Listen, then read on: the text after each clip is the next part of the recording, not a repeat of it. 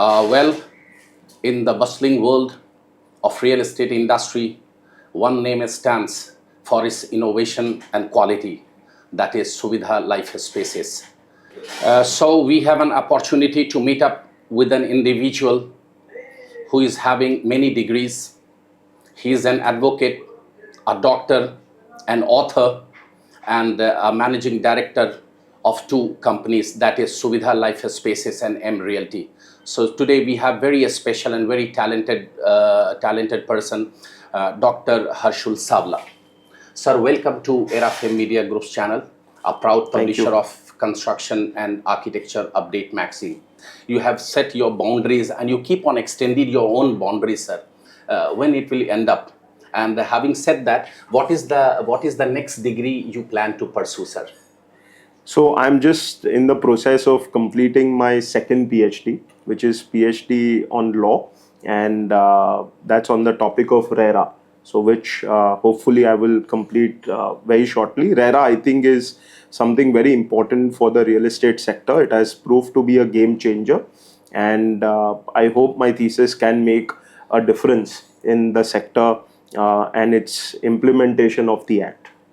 All right. And as a managing partner at SUVIDHA Life Spaces and REALTY, can you shed us some light on your latest ongoing and upcoming projects, sir? So I would like to share about SUVIDHA Life Spaces, SUVIDHA Group. It's a third generation real estate development company. We have successfully developed and executed more than 1 million square foot across Mumbai. In the last 30-40 years, we've been rehousing more than 1,000 families across Mumbai. Some of our upcoming projects are in Marine Lines, Chani Road, Worli, and Dadar East Hindu Colony. So there's a definitive focus on luxury real estate, and there is a focus on the Island City. Island City, as you would know, has most of the buildings which are more than 60 years old, and they are ideal candidates for redevelopment. So that is a segment that we are targeting. In terms of our ongoing projects, we've recently completed projects in the locations of Prabhadevi, Matunga East, Vileparla East, Andheri West, and Mulund East. So these are some of the completed projects. We are extremely excited about the upcoming projects, especially given the luxury boom that the city is seeing. All right, sir. And what motivates you really, sir? Because you have done India's first PhD on REITs. So tell us about your PhD journey, sir. So PhD is more about persistence, and one always has questions about the validity of the thesis, because the trends in the real estate sector change so fast that one can start with a particular topic, but that topic can go out of flavor. So I was very worried about what topic to take, because trends change from luxury to affordable so fast in this sector, and PhD is typically a 5 to 6 year journey. So I chose the topic of REITs, which is Real Estate Investment Trust. It was a new topic for India as a country and promised great prospects. I'm fortunate to share that I successfully completed my PhD in 2019. Also, I have published 2 books on REITs. One is my thesis itself, and second is on the topic of fractional ownership and REITs. So those are successfully published and available on Amazon, where I've shared my findings. My new book would be on SM REITs, the small and medium REITs, which have been recently launched by SEBI. All right. And what is your take about REITs, fractional ownership and SM REITs, sir?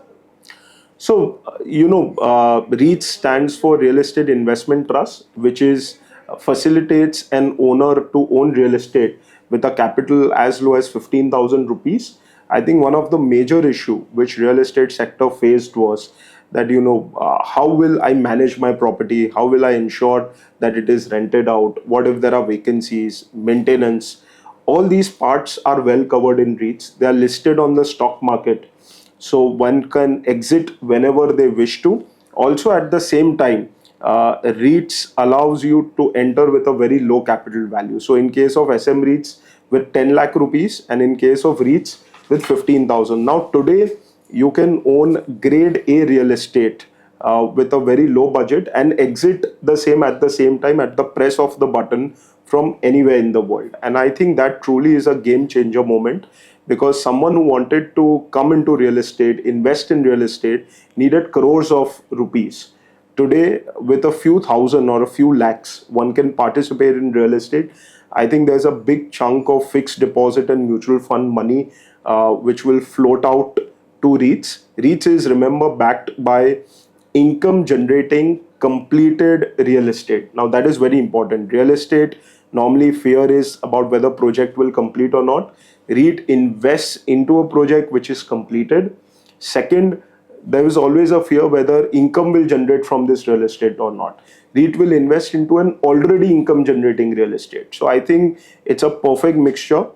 And coupled with this, listing on SEBI is icing on the cake. So I think this is globally a well-tested product. It is there in US since 1962. Today in India alone, more than 1 lakh crore worth listing of assets has happened in the REIT space. That is the flow of capital, and I see a great future for this. All right. Can you please let our viewers know about a couple of REITs disadvantages and advantages? So I think, purely whatever were the disadvantages in REITs, more or less get compensated in SM REITs. So to give you an example, if you invest in REIT, the entry criteria for an asset to be listed in a REIT was 500 crores. Now, typically you are entering into a big project. Now, what if that particular project doesn't do well, or there are vacancies suddenly in that location? So overall REIT can get impacted. SM REITs, the entry criteria is 50 crores. 50 crores could be one floor plate in a tier 1 city like Mumbai. 50 crore could be a small project in tier 2 or tier 3. So small medium REITs allows you to invest into multiple schemes starting 50 crore each. So you can pick and choose. Second, REITs is only there in office and retail. But today you have a whole new bucket of alternative real estate. What if you want to invest into data centers? You want to invest into warehousing, logistic park. They're really in flavor. What if you want to invest into student housing, senior living, co-living, flex spaces? Today, through SM REITs, you can invest. And mind you, the returns over there are in double digits. So on a medium term of 5 years, the returns comfortably cross 10 to 12%. So, whatever were the slight demerits of REITs are compensated. And I would really not call it demerits. These are really, you look at it as a large cap is a REIT, a middle cap or a small cap is a small and medium REIT. And that is exactly how, depending on one's risk appetite and one's requirement, one can really go for the product. So, sir, you are an accomplished author with more than 20 national best-selling books on real estate sector. What is your opinion makes your publication the go-to guide for real estate enthusiasts? So I think, real estate is already a very complicated sector. I mean, there are so many jargons. People find it difficult to understand this sector. Even the experts within the sector find it difficult to grasp between asset classes. So there's residential, there is retail, there is office space. There are so many technicalities. There is law, there is, this whole fundraising perspective, green buildings. So my idea was that, and given that I'm a practicing developer, I come from a family where there's a legacy of development. I had education credentials of law and research and management. So I thought, why not provide a reading material which can simplify real estate? So, my endeavor is always to put forth the literature in a very simple language. Today, in India, there is no credible real estate literature on India. People used to study books from US, books from London. And I'm very glad to share that, this was one movement which I had started. And when I had initiated, there were hardly 1 or 2 authors in real estate. So the idea was very simple. It was a not-for-profit kind of an initiative, purely a knowledge share initiative, where people who are within the sector, people who are excited to join the sector, or any stakeholder who wanted to know about any topic of real estate could understand so in 15 to 20,000 words in the simplest language. And I think that something became a very pickup point for the books, to a perspective that there are companies I know who use these books as orientation. So before their employees join them, for example, if it's a fractional ownership company, they actually use them to orient the employees to what is fractional ownership. Because today there are very few educational institutions who offer real estate knowledge. So that dearth of technical expertise is still there. Making it available in simple language is, I think, something which really click well. And because of that, the books are doing well.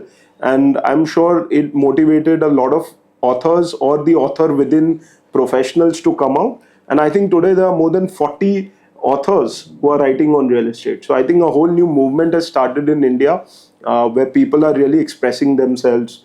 They're writing out their experience, they're writing out whatever they've seen and what learnings they have. Very interesting, sir. Now, sir, what are your views on alternative real estate?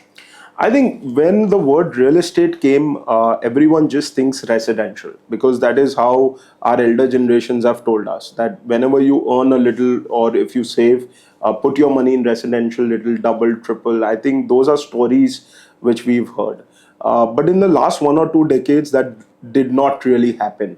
Couple of reasons. The market opened up, the FSI opened up, so a lot more supply started coming up. So demand and supply were virtually moving on the same trajectory.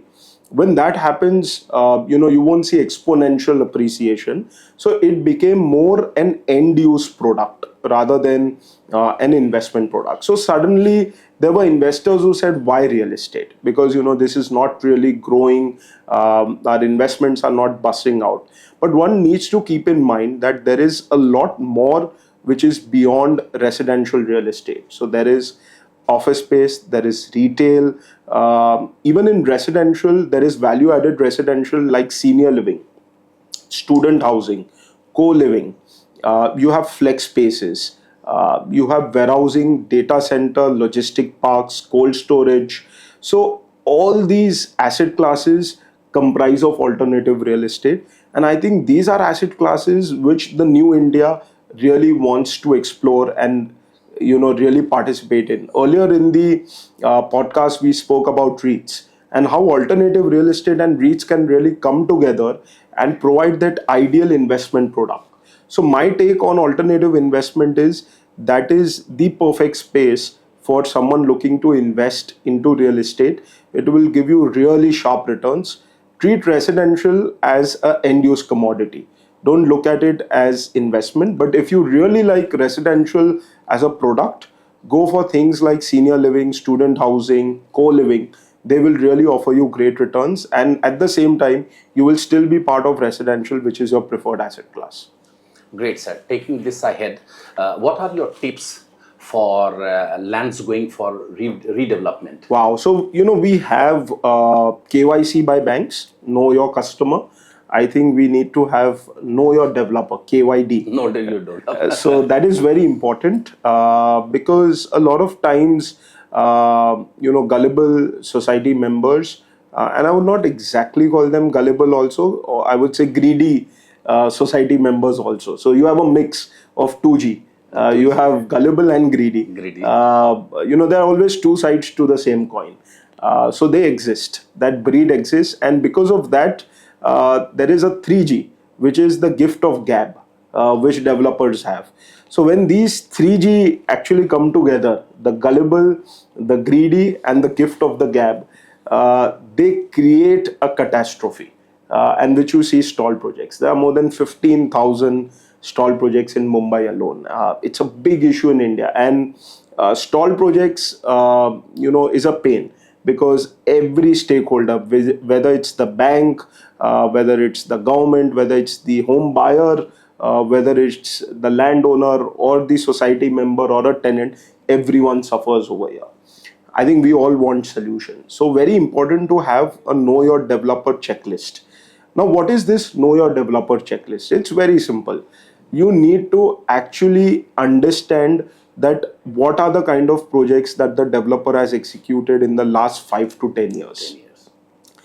You also need to understand by going on the site as a customer to see what are the kind of quality that he is offering. What is the feedback of the residents over there about the developer? Is he approachable, or you are always meeting some employee and you've never met the developer? So if there is an issue, you will still meet an employee, you will not meet the developer. Also very important to note what is the amount of work that he already has ongoing.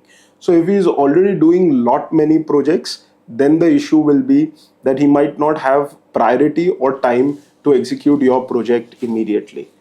Another very important aspect, and this is something missed by many, they just go on offers, they make a scoreboard of offers saying these are the 10 developers, these are the 20 parameters, now whoever is giving most we should go. In fact, as a rule, the top 3 bidders should not even be given the preference because they are already going very aggressive in the bid. What should really be looked at is, if your project is in Worli, whether a Borivali developer is pitching for you who's never even worked in the island city, then that might be a concern area because the markets are very different. I'm not saying that a Borivali or a suburb developer can't do in island city, but the chances of someone who's already working in the island city, successfully executing projects, might be able to do better. There's always a first for every developer, but whether you want to take that particular call, what is the scale of the project that the developer is doing? If someone is working in a micro market of tier 2 city and suddenly wants to come in Mumbai, and for that sake he's taking your project, whether someone has been an investor or a retailer or someone doing very well in stock, made a lot of money, now wants to be a developer. So that kind of profiling that no one sees, because the problem is in redevelopment, people just look at the offer and they go ahead. And I believe that you really need to have a KYD checklist. In one of my books, I've actually provided that checklist, what you need to carefully see. People just keep a PMC, but I really don't think that would serve the purpose, because the payment of the PMC comes from the developer. So, there's an inbuilt conflict of interest right over there. So KYD is something which can avoid future catastrophe. One quick tip I would like to give to listeners: insist on full commencement certificate. That is very important. If your project has full CC, as they say, that even if the project is stalled, someone can come in and quickly complete the project. At the same time, a judiciary always takes a very heavy hand on real estate sector. The first thing they do is stop real estate work. So if your project has full CC, your project work won't stop. It can still go ahead. We've seen issues like the dumping issue, the flamingo issue. These have really stalled project in the past, but once which had full CC, they could still go ahead and complete their work. All right. And as the chairman of statistics and research at CREDAI National and CREDAI MCHI, how important is research in the real estate sector, which traditionally relies on gut feelings? So yeah, you'd be amazed. The soap that we have bath with, probably a 20 rupee soap, but that company, say a PNG or an HUL, would be spending 200 crores on doing market research for that product. What should be the shape of the soap? What should be the grammage? What should be the color? What should be the fragrance from that soap? What should be the marketing print? Which segment they should target? What should be the marketing punchline that they should have, stuff like that. So it's a whole big science, market research, and from the data that they collect, they put a lot of time into designing the marketing campaign and making the product itself. It's very ironic when you deal with a product which is worth crores, not 20 rupees, but crores. Very little time is really put about thinking about the product. So it's not only about 4 walls and a home, it's a lifestyle that you have to offer. So now for that, a 2 BHK could be a 600 square foot, a 2 BHK could be a 800 square foot. So knowing in which micro market you are proposing which product, what is the demand in that micro market, can come only through research. So, and the problem with this sector is because you are dealing with concrete, steel, RCC. Once it is poured, once the plans are approved, you can't amend this. So very important that at the design drawing board level itself, you do research, you be sure, and then only take approvals. Today, approvals is extremely time consuming and an expensive affair. It costs in terms of months or years just to get project approved. And God forbid you've got the product wrong, there's no going back, which is why you see a lot of projects which are launched as luxury turn affordable. And a 4 BHK becomes two flats of 2 BHKs because suddenly you read the market wrong. And you thought that 4 BHKs would sell, but the feedback from the team comes as after the project launch that it is the 2 BHKs, and then that creates the mess. So suddenly now you have to create two flats out of one, when it was never designed to have such. Parking will take a toll because of that, because you've provided for parking as per larger flats. Now you have to provide more parking because you're creating smaller flats. So stuff like that. So research, especially at the land level or at the drawing board level, is extremely critical. There's also research required to design your marketing campaign. So today, in terms of marketing, there are so many avenues available. You have social media, you have print, you have hoarding. Literally every handset is a marketing tool. Within that, which app you want to really look at, which website you want to look at, you could spend crores and still have a very useless marketing campaign which will not yield anything. So today, if you know your TG, your target group, through market research, then you can really design a good marketing campaign which will really hit the nail over there. So I think research is extremely critical. At CREDI, which is a real estate developers association, it has more than 14,000 developers across India in more than 226 cities and more than 25 states as its members. Research is a very integral part about everything that our members do. So we have tie-ups with companies like Lysis Forest, Colliers. They provide insights, CRE matrix. They provide data analytics to our members, and then depending on their projects, they further deep dive at a larger level. So today, if I want to explore a new micro market, with the kind of data available, it's very easy to evaluate whether I should even explore that market or not. And if I explore, what is the trend over there? What is the sales velocity? What ticket size will sell? Where are my buyers coming from? What age group are my buyers? Because all your registered data is available. You just need AI and data analytics to sort of analyze this data which is readily available. And I think that really is very critical. Going further, companies which will do research or plan the projects as per market research will really do well. Earlier, market research meant calling 5 fellow brokers or 5 fellow developers who are doing projects or who are active in that micro market. That is not research. You can't plan a 300 crore or a 500 crore project based on inputs. That's good, solid primary data, but there's much more to research than just calling 5 or 10 brokers or 5 or 10 developers who are already working in that area. And the last question is, what is your vision for the future? So I think very exciting times in terms of real estate. For the first time, we are talking of all-inclusive growth. So the growth is not coming only from Mumbai or Delhi or Bangalore.